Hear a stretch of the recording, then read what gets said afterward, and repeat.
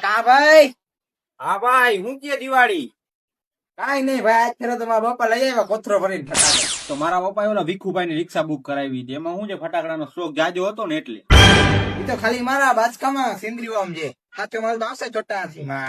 તો ભીખાભાઈ ની રિક્ષા તો અમે ઓલા વર્ષે બુક કરાવી. આ વખતે તો છગનભાઈ નો ખટારો લઈને જવાના છે. કેમ કે ફટાકડાનો સ્ટોક જાજો છે ને એટલે.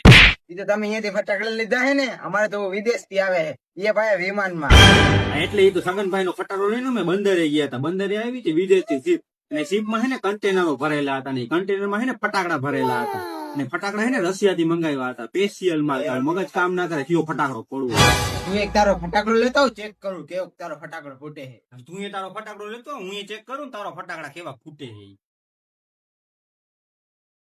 તારાથી એક બાકસ નથી અડકતી, ફટાકડો શું ફૂટતું? તું પડે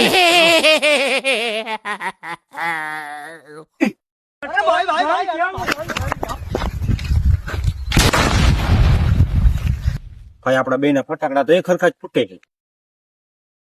ભાઈ એક વાત કહું, બોલ ને. કોઈને કહેતો નહીં. ના નહીં કહો. મેં રીકડી માંથી લીધા ફટાકડા.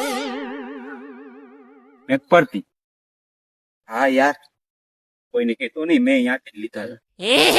આપણે ભાઈ